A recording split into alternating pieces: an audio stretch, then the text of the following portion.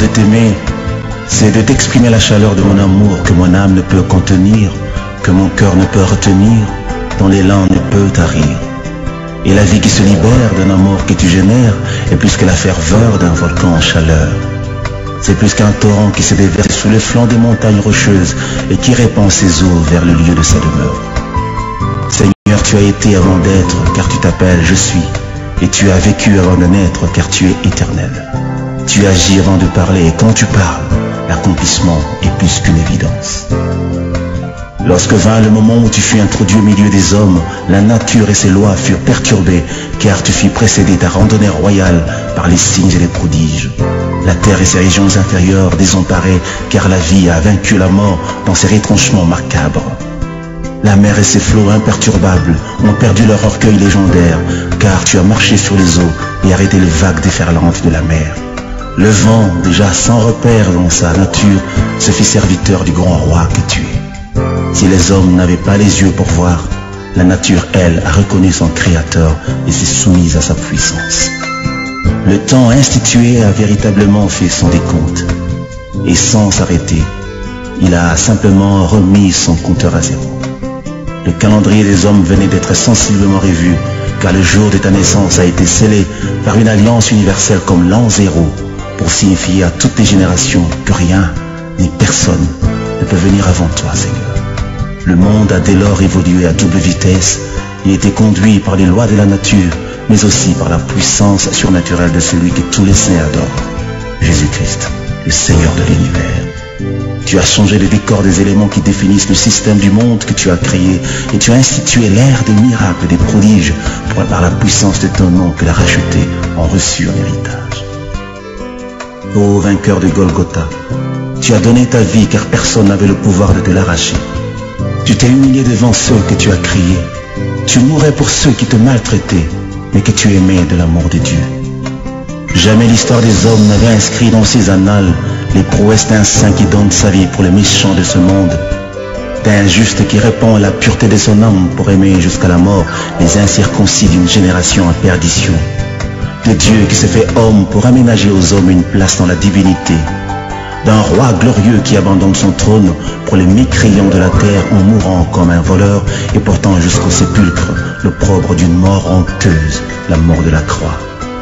Aucune logique, même pas celle de la loi, ne pouvait admettre la réponse du mal par le bien, ou l'amour envers ses ennemis, ou le pardon devant l'offense, ou encore le calme devant la torture. Aucun cœur n'était créé pour supporter l'adversité au-delà des limites du supportable, mais tu as, Seigneur, porté le cœur de Dieu, et tu as sémé le grain de ton amour dans le champ de la haine et de la méchanceté des hommes. Tu as laissé sur la terre, et pour les hommes de toutes les générations, des traces ineffaçables qui ont planté pour l'éternité le décor du divin parmi les humains, des vestiges vivants qui annoncent qu'il était une fois Dieu visita la terre. Et sur le bois du calvaire, tu portais en ton sein toute l'humanité rachetée, lui faisant participer à ta mort et à ta résurrection en vue de l'établir dans ta gloire éternelle et lui faire jouir de toutes les bénédictions spirituelles. Shalom, shalom, shalom. Bonsoir à tous et bienvenue à notre émission La Bible, parlons-en. Que la paix du Seigneur soit votre partage partout où vous nous suivez ce soir sur la radio Am Africa World.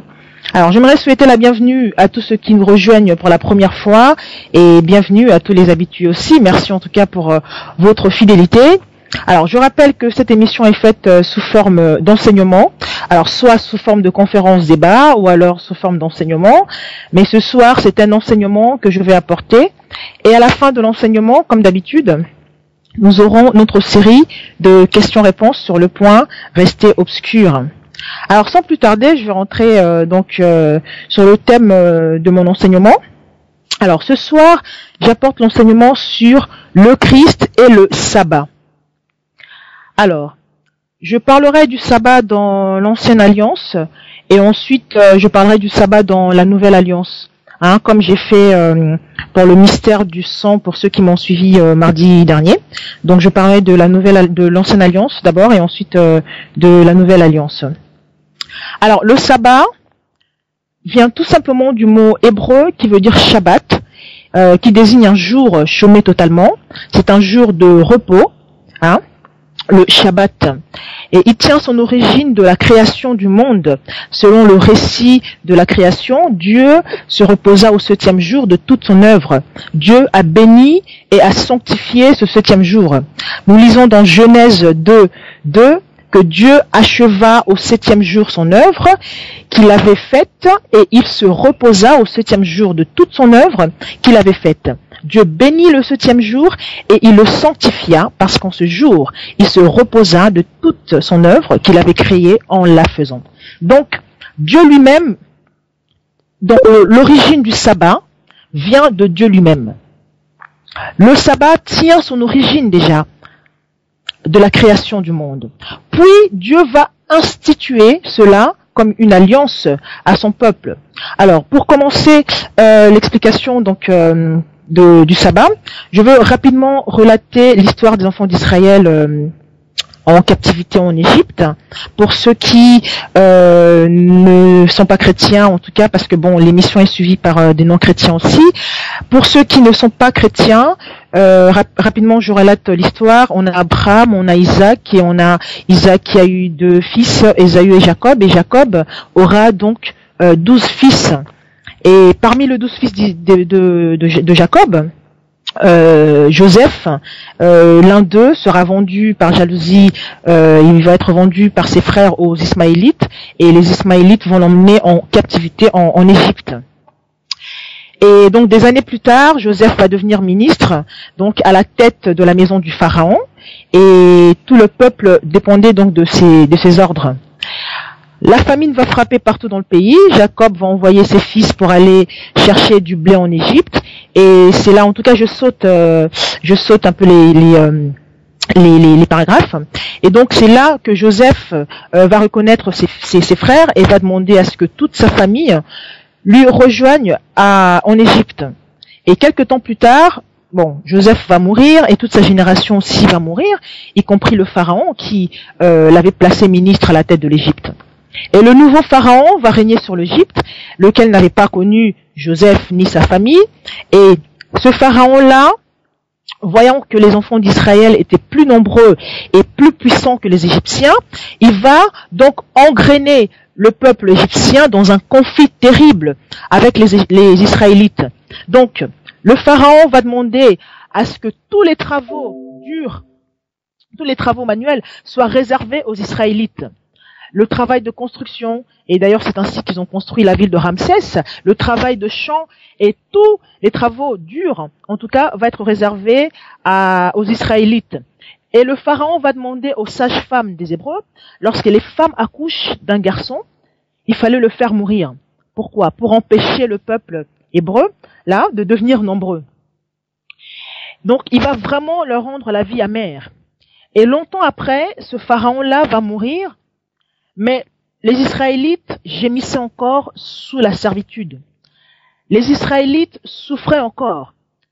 Et la Bible dit que leur cri va monter jusqu'à Dieu. Et Dieu va se souvenir de son alliance avec Abraham, avec Isaac et avec Jacob. Dieu regarda les Israélites et Dieu prit conscience de leur situation. En tout cas, je prie ce soir que Dieu te regarde ce soir, toi qui m'écoutes sur la radio Am-Afrique, que Dieu prenne conscience de ta situation et se souvienne de l'alliance qu'il a conclue au travers le sang du Christ. Amen. Alors, le second, donc Pharaon, parce que le premier était mort, qui a connu, là c'est le troisième, parce que le premier avec qui avait placé Joseph premier ministre. Ensuite, il y a eu le deuxième qui a fait souffrir les enfants d'Israël. Il est mort. Le troisième va venir, mais le peuple va continuer à souffrir. Et donc, ce pharaon-là va continuer à régner sur l'Égypte et a poursuivi ce que le précédent pharaon faisait subir aux Israélites. Et donc, lorsque Moïse va se présenter devant ce pharaon pour demander la libération des Israélites, le pharaon va demander à ce que la dureté du travail soit encore multipliée. Parce que, au fait, les Égyptiens ramenaient la paille aux Israélites pour fabriquer des briques, mais le pharaon va demander à ce que la paille ne soit plus donnée aux Israélites comme auparavant. Il fallait qu'ils aillent eux-mêmes chercher la paille pour en faire des briques. Mais ils avaient une quantité de briques qui leur avait été imposée à un temps réduit. Pourquoi tout cela? Parce que Moïse avait annoncé la libération des Israélites. Lorsque vous constatez dans votre vie que la souffrance augmente, sachez que la délivrance est proche. La délivrance des enfants d'Israël était proche. Et qu'est-ce qu'a fait le Pharaon? Le Pharaon a encore multiplié la souffrance. Et cette corvée va durer pendant 400 ans. Ils vont souffrir jusqu'à ce que Dieu va dire stop. Et plus tard, lorsque l'Éternel Dieu va enfin mettre fin à cette souffrance, il va donc commander aux enfants d'Israël d'observer un jour de repos. Donc c'était important pour moi de commencer par relater cette histoire, parce que tout part de là. Les enfants d'Israël vont sortir donc de cette souffrance. Dieu va leur commander donc d'observer le Shabbat, qui est donc le repos de l'Éternel.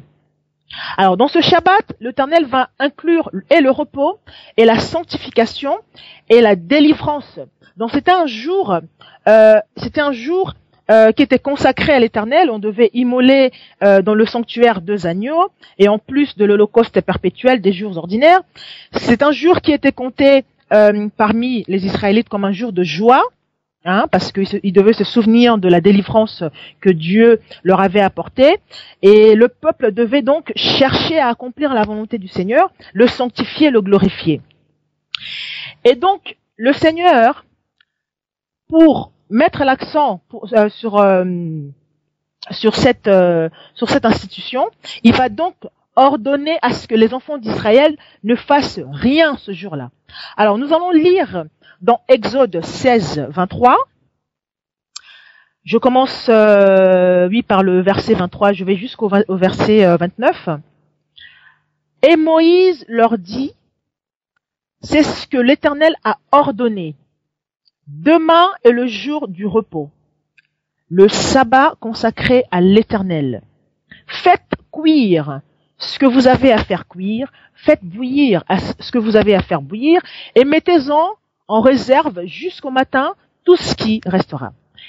Ils le laissèrent jusqu'au matin, comme Moïse l'avait ordonné, et cela ne devint point infect, et il ne s'y mit point de verre. Moïse dit, mangez-le aujourd'hui, car c'est le jour du sabbat. Aujourd'hui, vous n'en trouverez point dans la campagne. Pendant 6 jours, vous en ramasserez. Mais le 7e jour, qui est le sabbat, il n'y en aura point. Le 7e jour, quelques-uns du peuple sortirent pour en ramasser, et ils n'en trouvèrent point. Alors l'Éternel dit à Moïse, jusqu'à quand refuserez-vous d'observer mes commandements et mes lois? Considérez que l'Éternel vous a donné le sabbat, c'est pourquoi il vous donne au 6e jour de la nourriture pour 2 jours, que chacun reste à sa place et que personne ne sorte du lieu où il est au 7e jour. Alors, je vais expliquer rapidement. Là, les enfants d'Israël, donc, il y a eu la libération, ils sont sortis donc de la captivité des Égyptiens, ils sont dans le désert, et donc ils vont commencer à murmurer. Ils vont commencer à murmurer. En Égypte, on mangeait du pain, on mangeait la viande. Ici, au désert, il n'y a rien. Et donc Moïse va crier à Dieu, qui va donc envoyer la manne, qui va envoyer donc le pain. Dieu va dire à Moïse, tous les jours, il y aura donc la manne. C'est-à-dire que le premier jour, le 2e jour, le 3e, le 4e, le 5e. Mais le 6e jour, il y aura une portion double. Pourquoi? Parce qu'il n'y aura pas de manne le 7e jour. Donc, Dieu donne le 6e jour et la portion du 6e et la portion du 7e jour. Pourquoi? Parce qu'il n'y ait personne à l'extérieur qui aille chercher la manne le 7e jour. Parce que c'était un jour du repos. Mais comme parmi les enfants d'Israël, il y avait des têtus, voilà que parmi eux, quelques-uns vont sortir pour en ramasser. Et cela va frustrer le cœur de Dieu. Cela va frustrer le cœur de Dieu. Dieu va dire, jusqu'à quand vous allez refuser à observer mes commandements? Alors, Dieu va mettre cela dans le décalogue. C'est une ordonnance, le sabbat, qui n'est pas à prendre à la légère parce qu'elle a été incluse au fait dans le décalogue, dans le 10 commandements. Et c'est le 4e commandement du décalogue. Alors, je vais prendre le temps de lire le décalogue parce que bon, je pense qu'il y a des gens qui nous suivent, qui ne sont pas chrétiens, qui n'ont jamais lu, qui n'ont jamais eu l'opportunité de lire le décalogue. Et vous allez comprendre que ce sont les instructions que Dieu a données à Moïse et que les enfants d'Israël devaient observer cela. Alors, celui qui n'observait pas un seul commandement était coupable de toute la loi. C'est-à-dire qu'il y avait 10 commandements. Alors, si on observe 9 et qu'on n'observe pas un seul, on est coupable de tous. Dieu dit dans Exode, je commence par le verset 1, Exode 20, chapitre 20, verset 1. Alors Dieu prononça toutes ces paroles en disant, « Je suis l'Éternel ton Dieu, qui t'ai fait sortir du pays d'Égypte, de la maison de servitude. Tu n'auras pas d'autre Dieu devant ma face. Tu ne te feras point d'image taillée, ni de représentation quelconque, des choses qui sont en haut dans les cieux, qui sont en bas sur la terre, et qui sont dans les eaux plus bas que la terre. Tu ne te prosterneras point devant elles, et tu ne le serviras point, car moi l'Éternel ton Dieu, je suis un Dieu jaloux, qui punit l'iniquité des pères sur les enfants, jusqu'à la 3e et la 4e génération de ceux qui me haïssent, et qui fait miséricorde jusqu'à en 1000 générations à ceux qui m'aiment et qui gardent mes commandements. Tu ne prendras point le nom de l'Éternel ton Dieu en vain, car l'Éternel ne laissera point puni celui qui prendra son nom en vain. On arrive au 4e commandement. Souviens-toi du jour du repos pour le sanctifier. Donc, vous voyez, donc le Seigneur va inclure ce commandement-là dans le décalogue pour s'unifier, pour montrer justement l'importance du sabbat. Tu travailleras 6 jours et tu feras ton ouvrage, mais le 7e jour est le jour du repos de l'Éternel ton Dieu. Tu ne feras aucun ouvrage, ni toi, ni ton fils, ni ta fille, ni ton serviteur, ni ta servante, ni ton bétail, ni l'étranger qui est dans tes portes. Car en 6 jours, l'Éternel a fait les cieux, la terre et la mer, et tout ce qui est contenu. Et il s'est reposé le 7e jour. C'est pourquoi l'Éternel a béni le jour du repos et l'a sanctifié. Dieu appelle son peuple au repos, parce que lui-même a créé le monde en 6 jours, d'après le récit de la création que je viens de vous lire. Donc c'est Dieu lui-même qui a commencé à montrer l'exemple. Et le 7e jour, c'est le jour qui s'est réservé pour son peuple, pour le sanctifier, pour le bénir. C'était un jour où Dieu avait préparé pour bénir son peuple.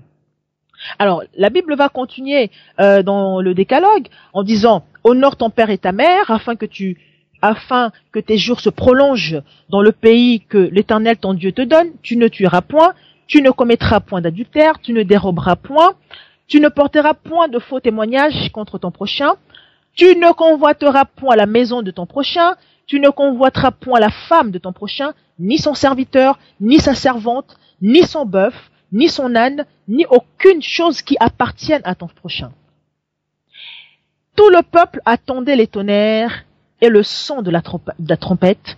Il voyait les flammes de la montagne fumante. À ce spectacle, le peuple tremblait et se tenait dans l'éloignement. Ils dirent à Moïse, « Parle-nous toi-même, et nous écouterons, mais que Dieu ne nous parle point de peur que nous mourions. » Donc vous voyez l'importance que Dieu a accordée à ce jour du sabbat, à le mettre donc dans le décalogue comme un commandement à observer. Un commandement à observer. Et Dieu va leur dire, souviens-toi du jour du repos pour le sanctifier. Tu ne travailleras pas. Tu ne feras aucun ouvrage. Et dans le livre de Nombres, nous voyons dans Nombre 15, nous voyons que les enfants d'Israël étaient dans le désert, où un homme est sorti le jour du sabbat pour ramasser le bois. Alors, les enfants d'Israël, sachant que le jour du sabbat, c'est un jour de repos, où il fallait que personne ne fasse quoi que ce soit, et ceux qui l'avaient trouvé ramassant du bois, ils l'ont emmené vers Moïse et Aaron. Alors, Moïse ne savait pas quoi faire, et Aaron non plus. Ils l'ont mis en prison. Ils ont dit, bon, on va consulter l'Éternel, et on saura qu'est-ce que Dieu va nous dire. Et la Bible précise dans Nombre 15, 35, que l'Éternel dit à Moïse, cet homme sera puni de mort. Toute l'assemblée le lapidera, hors du camp. Toute l'assemblée le fit sortir du camp, et le lapida, et il mourut comme l'Éternel l'avait ordonné à Moïse. Je veux que vous compreniez, chers auditeurs, l'importance que Dieu accordait au jour du sabbat. Parmi les alliances que l'Éternel avait conclues avec son peuple, le sabbat en faisait partie. L'Éternel a dit à Moïse que cela est un signe auquel on connaîtra qu'il est l'Éternel qui sanctifie son peuple. Donc le sabbat était un signe. De la même manière que Dieu a conclu l'alliance avec Noé, par exemple, qui avait le signe de l'arc-en-ciel, et de la même manière que le sabbat était là un signe. Cela veut dire quoi? Cela veut dire que la sanctification passait par le sabbat pour atteindre le peuple. Dieu sanctifiait son peuple au jour du sabbat, raison pour laquelle c'était un jour de mystère, un jour d'alliance, un jour de bénédiction, et un jour de repos et de sanctification. Tous devaient avoir part à ce repos.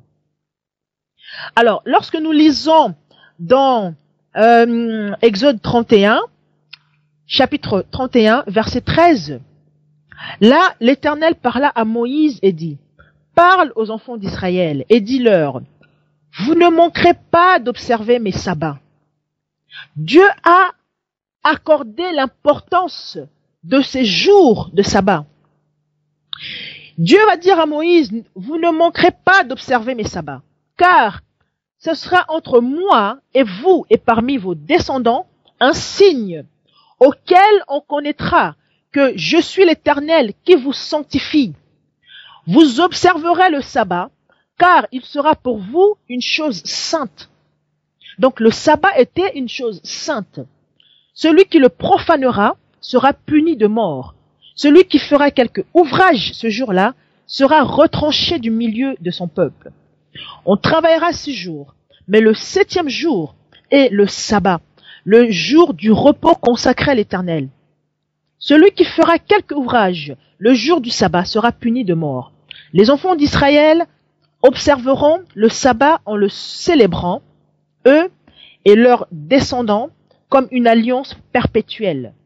Ce sera entre moi et les enfants d'Israël un signe qui devra durer à perpétuité. Ça veut dire quoi? Ça veut dire que c'est pas un signe qui n'était valable que dans l'ancienne alliance. Mais c'est un signe qui est aussi valable dans la nouvelle alliance. Je finis avec l'ancienne alliance et je vais arriver à la nouvelle alliance pour voir l'importance de ce signe. Car en 6 jours, l'Éternel a fait les cieux et la terre. Et le 7e jour, il a cessé son ouvrage et il s'est reposé. Donc là, Dieu est en train de rappeler à Moïse, ce n'est pas vous qui avez institué ce jour, c'est moi qui l'ai institué. Je vous rappelle que j'ai créé en 6 jours, j'ai fait les cieux et la terre et tout ce qui s'y trouve. Et le 7e jour, c'était une cessation. Il a cessé son œuvre et il s'est reposé. Et lorsque l'Éternel eut achevé de parler à Moïse sur la montagne de Sinaï, il lui donna les 2 tables du témoignage, tables de pierre écrites du doigt de Dieu.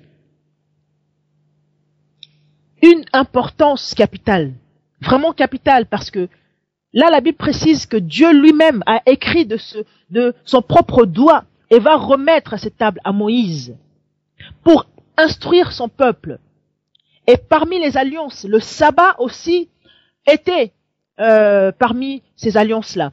Alors, dans le décalogue de l'Exode, on vient de le lire, la Bible ne précise pas par rapport à la libération des enfants d'Israël, mais nous retrouvons le décalogue aussi dans le livre de Deutéronome, qui rappelle la délivrance de l'esclavagisme, qui rappelle la délivrance des enfants d'Israël de la captivité des Égyptiens. Le peuple devait donc se réjouir de la liberté que lui a accordée la puissance de Dieu. Et la Bible dit dans Deutéronome 5 que tu observeras le jour du repos pour le sanctifier comme l'Éternel ton Dieu te l'a ordonné. Tu travailleras 6 jours et tu feras ton ouvrage, mais le 7e jour tu vas te reposer, tu feras aucun ouvrage. Tu te souviendras que tu as été esclave au pays d'Égypte et que l'Éternel ton Dieu t'en a fait sortir à main forte et à bras étendus. C'est pourquoi l'Éternel ton Dieu t'a ordonné d'observer le jour du repos. Alors là, nous voyons que le sabbat, non seulement c'est le repos par rapport à tout ce que les enfants d'Israël avaient vécu en Égypte, c'est aussi un jour où Dieu avait choisi pour bénir son peuple, pour sanctifier son peuple, et aussi un jour de liberté, un jour où le peuple devait se reposer, aussi par rapport à tout ce qu'ils avaient enduré, sous la captivité des Égyptiens. Alors, dans la Nouvelle Alliance, le Seigneur Jésus-Christ nous a facilité beaucoup de choses. Nous devons pas observer dans la Nouvelle Alliance, pas observer le sabbat comme dans l'Ancienne Alliance, mais voir en lui une image de repos du Christ.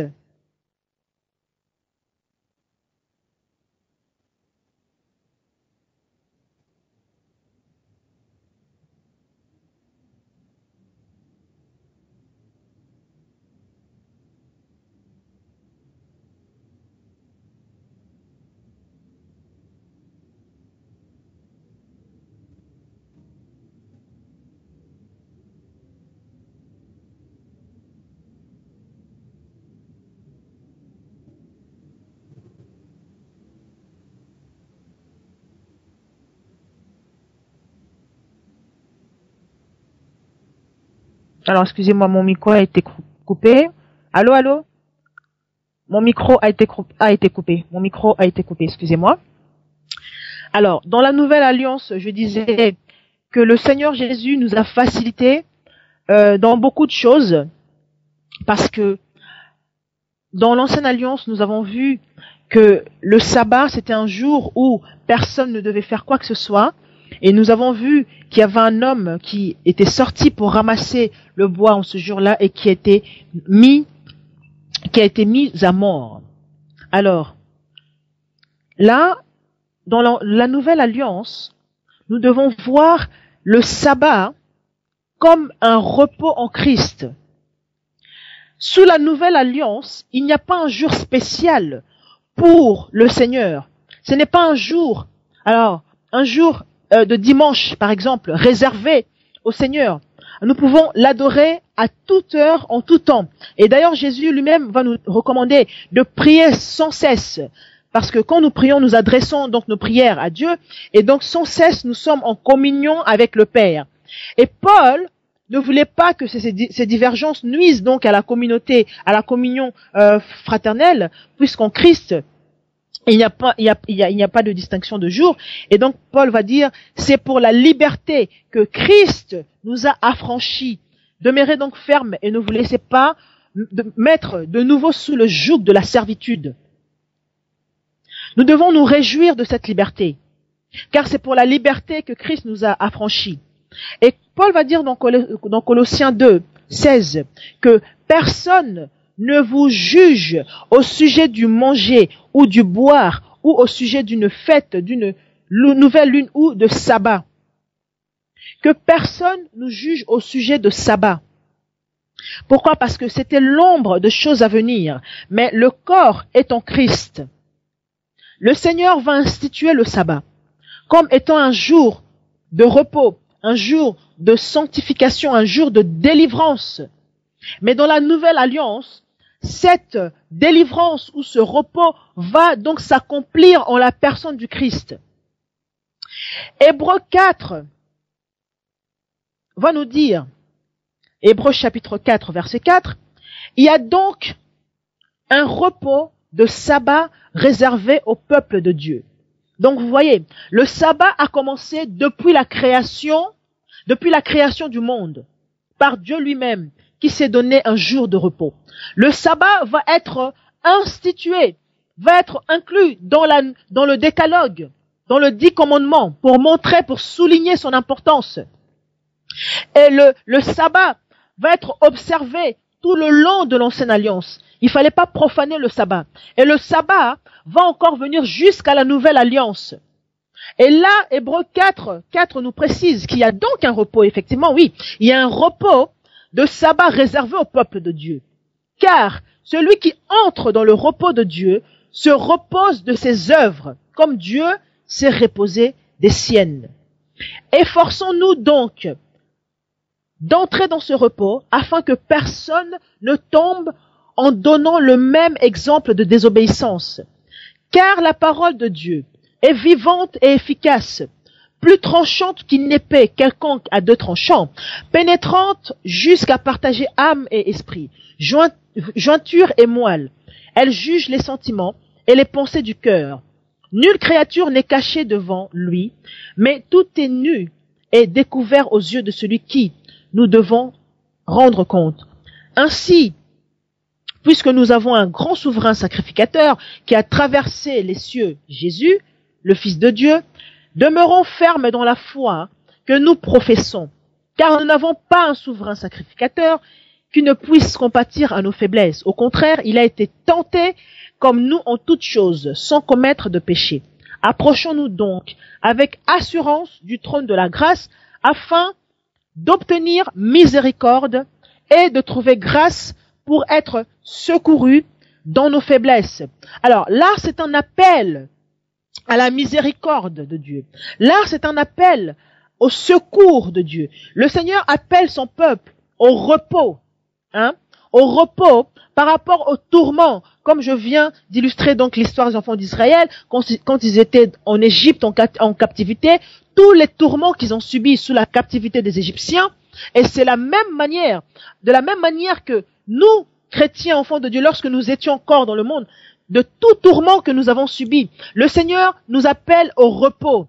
Donc là, le Seigneur nous appelle au geste donc de miséricorde. Et d'ailleurs, le Seigneur Jésus-Christ sera face aux pharisiens qui, dans Matthieu va donc nous relater une histoire qui va frustrer le Seigneur Jésus-Christ. Matthieu 12, je lis Matthieu chapitre 12, je commence par le verset 1. En ce temps-là, Jésus traversa des champs de blé un jour de sabbat. C'était un jour de sabbat que Jésus traversait ce champ de blé. Ses disciples qui avaient faim se mirent à arracher des épis et à manger. Les pharisiens, voyant cela, lui dirent, « Voici tes disciples font ce qui n'est pas permis de faire pendant le sabbat. » Mais Jésus leur répondit, « N'avez-vous pas lu ce que fit David lorsqu'il eut faim, lui et ceux qui étaient avec lui? Comment il entra dans la maison de Dieu et mangea le pain des propositions qui ne lui était pas permis de manger, non plus qu'à ceux qui étaient avec lui et qui étaient réservés aux sacrificateurs seuls? Ou n'avez-vous pas lu dans la loi que le jour de sabbat, les sacrificateurs violent le sabbat dans le temple, sans se rendre coupables? Or, je vous le dis, il y a ici quelque chose de plus grand que le temple. Si vous saviez ce que signifie je prends plaisir à la miséricorde et non au sacrifice, vous n'auriez pas condamné, des innocents, car le Fils de l'homme est maître du sabbat. Alors, là dans cet exemple, nous voyons que Jésus est en train d'apprendre une nouvelle leçon aux pharisiens par rapport à ce que Moïse leur avait appris. Les pharisiens vont rappeler à Jésus, comme si Jésus ne connaissait pas la loi. Ils vont un peu le remettre en ordre. Mais tes disciples sont en train de faire ce qui n'est pas permis de faire le jour du sabbat. Donc, ils vont apprendre Jésus la loi. Ils vont apprendre à Jésus que le jour du sabbat, il n'est pas permis de faire ce que tes disciples sont en train de faire. Et Jésus va leur rappeler que moi, Jésus, je suis justement le maître du sabbat. C'est moi qui l'ai institué. Ici, il y a plus que le temple, l'être humain. Donc là, Jésus donnait juste l'importance à l'être humain. Nous allons voir un autre exemple. Parce que là, Jésus dit, je prends plaisir à la miséricorde et non au sacrifice. L'homme n'est pas soumis à ses rites, à ses sacrifices. C'est pas l'homme qui a été fait pour ces sacrifices, mais ces sacrifices ont été faits pour l'homme. Et le deuxième exemple que je vais prendre ici, c'est toujours dans ce livre de Matthieu, donc ça continue. Étant parti de là, donc Matthieu 12, là je suis au verset 9, étant parti de là, Jésus entra dans la synagogue. Et voici s'y trouva un homme qui avait la main sèche. Ils se demandèrent, ces pharisiens, donc ils vont demander à Jésus, est-il permis de faire une guérison le jour de sabbat? C'était afin de pouvoir l'accuser. Jésus va leur répondre, lequel d'entre vous, s'il n'a qu'une seule brebis, et que cette brebis-là tombe dans une fosse le jour du sabbat, ne la saisira pour l'en retirer? Combien un homme ne vaut-il pas plus qu'une brebis? Il est donc permis de faire du bien le jour de sabbat. Alors, il dit à l'homme, étends ta main, il l'étendit et elle devint saine comme l'autre. Les pharisiens sortirent et se consultèrent pour le mettre sur le moyen de le faire périr. Le dernier exemple, je vais prendre, c'est dans le livre de Luc. Luc, au chapitre 13, verset 10, Jésus était en train d'enseigner dans une des synagogues, le jour du sabbat, et il y avait là une femme qui était possédée d'un esprit, un esprit qui la rendait infirme depuis 18 ans. Et cette femme-là était courbée, et elle ne pouvait pas se redresser.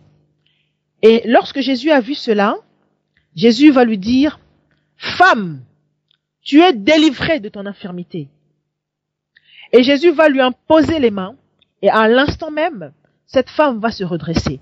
Et cette femme va commencer à glorifier Dieu. Mais le chef de la synagogue, ils étaient indignés, ils étaient scandalisés de ce que Jésus avait opéré.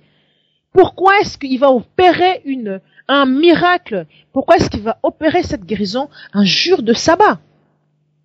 Et donc la foule, Jésus, alors la Bible dit dans chapitre 13, verset 14, mais le chef de la synagogue, indigné de ce que Jésus avait opéré cette guérison un jour de sabbat, dit à la foule, il y a 6 jours pour travailler.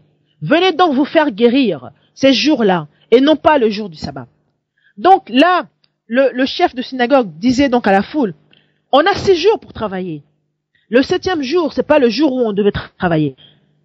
Les 6 jours-là, venez vous faire guérir. Mais le 7e jour, c'est pas un jour où vous devez être guéri. Mais Jésus avait changé le jour. Jésus a dit non, il n'y a pas de jour pour être guéri. Il n'y a pas de jour pour adorer Dieu. Il n'y a pas de jour pour recevoir sa guérison. Il n'y a pas de jour pour recevoir son repos. Il n'y a pas de jour pour recevoir sa délivrance. Tous les jours étaient un bon jour pour recevoir sa délivrance. Et Jésus va dire à ses chefs de synagogue, hypocrites,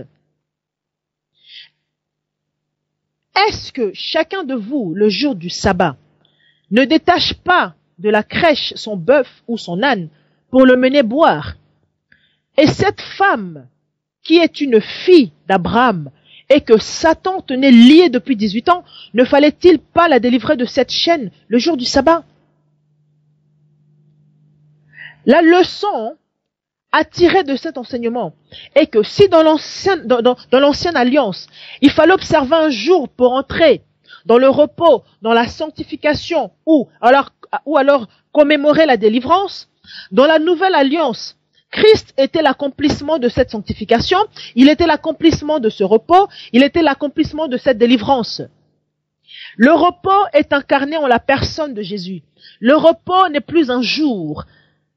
Le repos n'est plus observé par rapport à un jour quelconque, mais le repos s'est incarné en la personne de Jésus-Christ. C'est exactement la leçon que Jésus-Christ essayait donc d'apporter à ces pharisiens qui le critiquaient, qui étaient scandalisés par le miracle que Jésus accomplissait le jour du sabbat. Parce que le repos, c'était pas un jour. Parce que le chef de synagogue essayait d'expliquer à la foule que il y a 6 jours pour travailler. Donc venez le 6 jours-là. Jésus va dire, mais non, le repos est incarné en ma personne. C'est plus histoire de jour. C'est plus l'histoire de jour. Là, nous rentrons dans la nouvelle alliance. C'est pour ça que je dis que la nouvelle alliance, Jésus nous a facilité beaucoup de choses. Parce que il n'y a plus de sang d'agneau, de bouc, de taureau à asperger. Mais vraiment le sang qui a coulé, le sang de Jésus qui s'est offert lui-même comme l'agneau pascal, le sang a racheté l'humanité. Et par cette mort de Jésus à la croix, donc le repos aussi va s'incarner, le Shabbat va s'incarner en la personne du Christ. Et la délivrance aussi va s'incarner dans la personne du Christ. Et la sanctification, pareil. Sans le sang de Jésus-Christ, il n'y a pas de sanctification.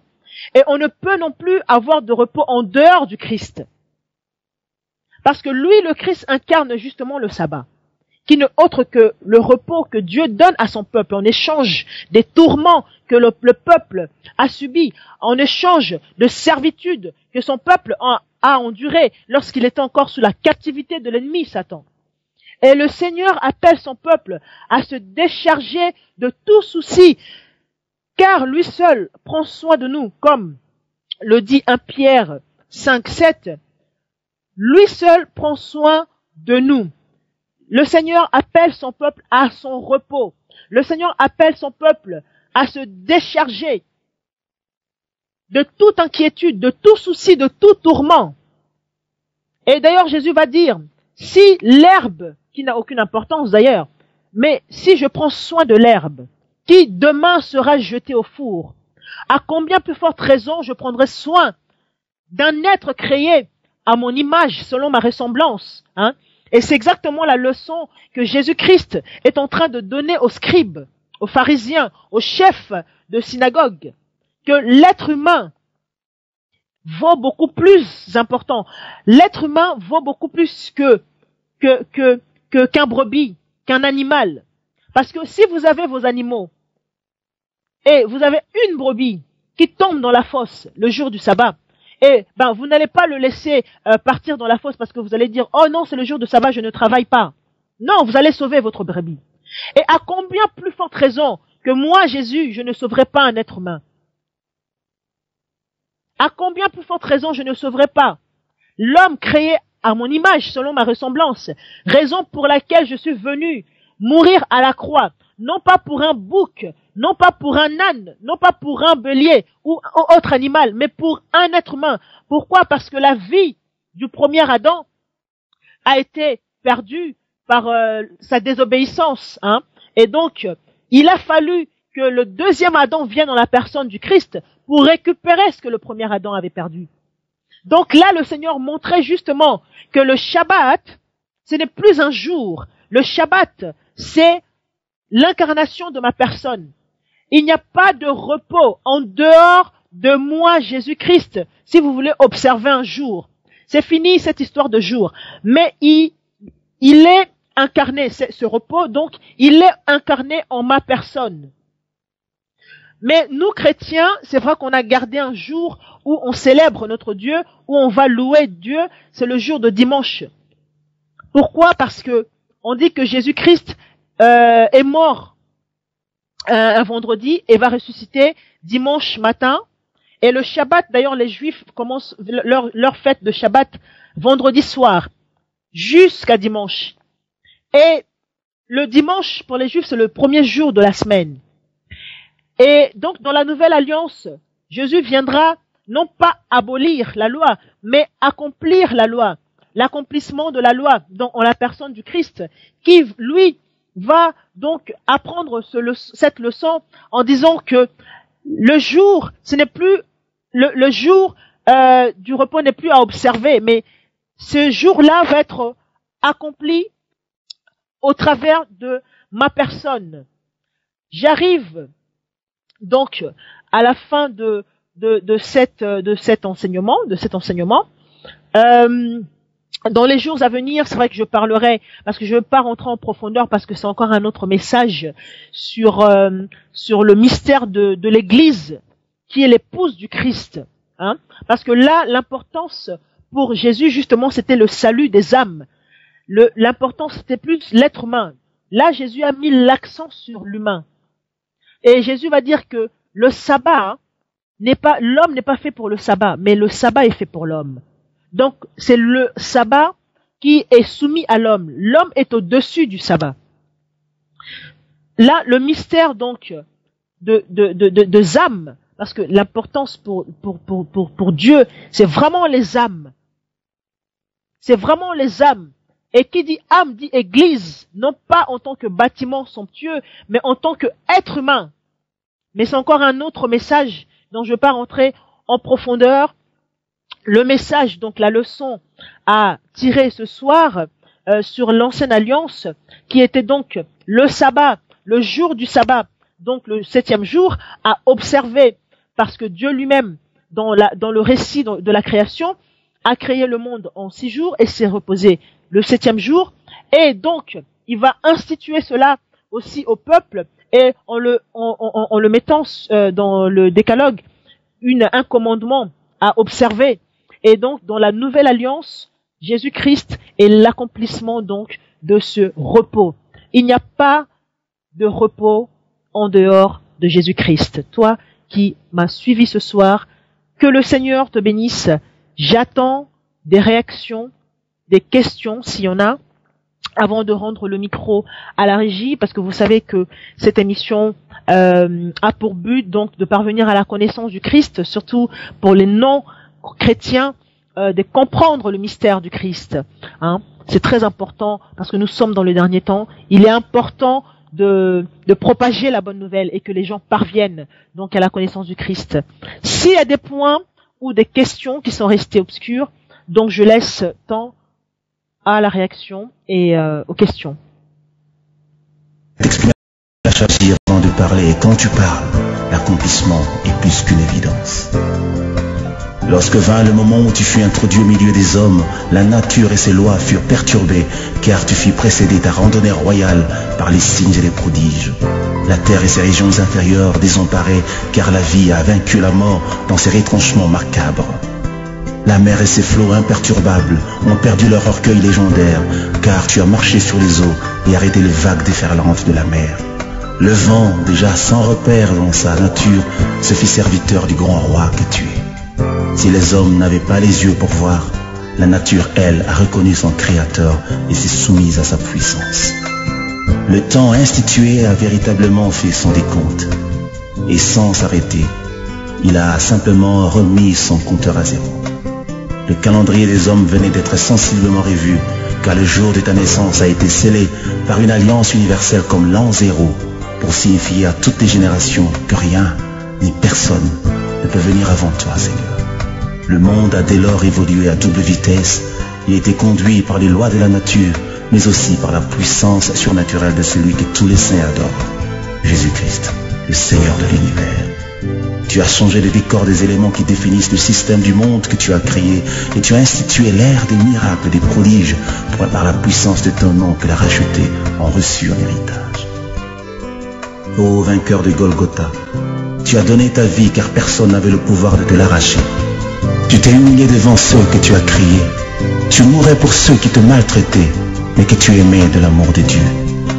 Jamais l'histoire des hommes n'avait inscrit dans ses annales les prouesses d'un saint qui donne sa vie pour les méchants de ce monde, d'un juste qui répand à la pureté de son âme pour aimer jusqu'à la mort les incirconcis d'une génération en perdition, de Dieu qui se fait homme pour aménager aux hommes une place dans la divinité, d'un roi glorieux qui abandonne son trône pour les mécréants de la terre en mourant comme un voleur et portant jusqu'au sépulcre l'opprobre d'une mort honteuse, la mort de la croix. Aucune logique, même pas celle de la loi, ne pouvait admettre la réponse du mal par le bien, ou l'amour envers ses ennemis, ou le pardon devant l'offense, ou encore le calme devant la torture. Aucun cœur n'était créé pour supporter l'adversité au-delà des limites du supportable. Mais tu as, Seigneur, porté le cœur de Dieu et tu as sémé le grain de ton amour dans le champ de la haine et de la méchanceté des hommes. Tu as laissé sur la terre et pour les hommes de toutes les générations des traces ineffaçables qui ont planté pour l'éternité le décor du divin parmi les humains, des vestiges vivants qui annoncent qu'il était une fois Dieu visita la terre. Et sur le bois du calvaire, tu portais en ton sein toute l'humanité rachetée, lui faisant participer à ta mort et à ta résurrection en vue de l'établir dans ta gloire éternelle et lui faire jouir de toutes les bénédictions spirituelles dans les lieux célestes. Le sang de l'alliance a coulé, le sang de Dieu s'est répandu, et la vie de Dieu désormais à la portée de tous les rachetés du monde, car le sang c'est la vie, et l'âme de la chair est dans le sang. Tu as réalisé ce que Dieu seul pouvait accomplir et scellé l'alliance pour une randonnée glorieuse et éternelle. Si au jour de Josué le soleil s'est arrêté sur Gabaon, en ce jour-là, Golgotha, le soleil a fui et a disparu pendant 3 heures, car le véritable soleil s'éteignait pour 3 jours. Et les ténèbres couvrirent toute la surface de la terre, car la lumière de vie, pour un temps, s'est éteinte. Les rochers qui entouraient la ville volaient en éclats, car le véritable rocher des âges donnait sa vie. Le monde connut un profond bouleversement. La terre trembla, ouvrit ses entrailles et laissa sortir. Nous revenons donc sur la radio Am Africa World après cette courte pause. Alors, comme il n'y a pas de réaction, il n'y a pas de questions en ligne, donc je veux remettre le micro donc à la régie en vous remerciant, chers auditeurs, chères auditrices, pour votre fidélité. Je vous donne rendez-vous, en tout cas mardi prochain à la même heure, c'est-à-dire 19h30 pour ceux qui sont en Grande-Bretagne et 20h30 heure de Paris pour ceux qui sont à Londres, 19h30, et pour ceux qui sont à Paris, 20h30. J'aimerais rappeler aussi à ceux qui seront intéressés par les prières matinales, Am Africa World a mis en place depuis toujours des prières matinales à 5h du matin, heure de Paris, voilà, 5h du matin, heure de Paris, et 4h du matin, heure de Londres. Et pour ceux qui veulent se joindre à nous, en tout cas, vous êtes les bienvenus à cette prière matinale.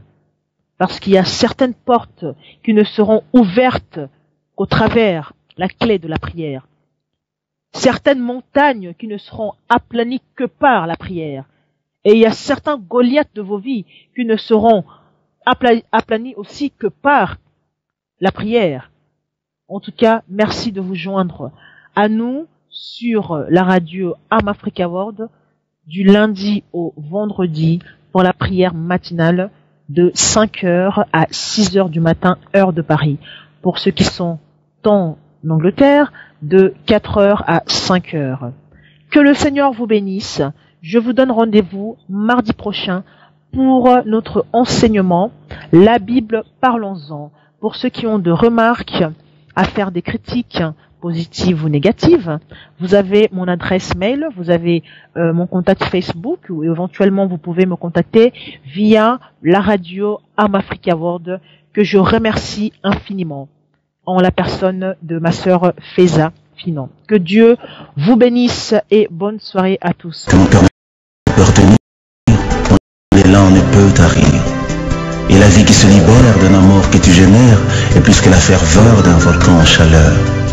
C'est plus qu'un torrent qui se déverse sous les flancs des montagnes rocheuses et qui répand ses eaux vers le lieu de sa demeure. Seigneur, tu as été avant d'être, car tu t'appelles Je suis, et tu as vécu avant de naître, car tu es éternel. Tu agis avant de parler, et quand tu parles, l'accomplissement est plus qu'une évidence. Lorsque vint le moment où tu fus introduit au milieu des hommes, la nature et ses lois furent perturbées, car tu fus précédé ta randonnée royale par les signes et les prodiges. La terre et ses régions inférieures désemparées, car la vie a vaincu la mort dans ses retranchements macabres. La mer et ses flots imperturbables ont perdu leur orgueil légendaire, car tu as marché sur les eaux et arrêté les vagues déferlantes de la mer. Le vent, déjà sans repère dans sa nature, se fit serviteur du grand roi que tu es. Si les hommes n'avaient pas les yeux pour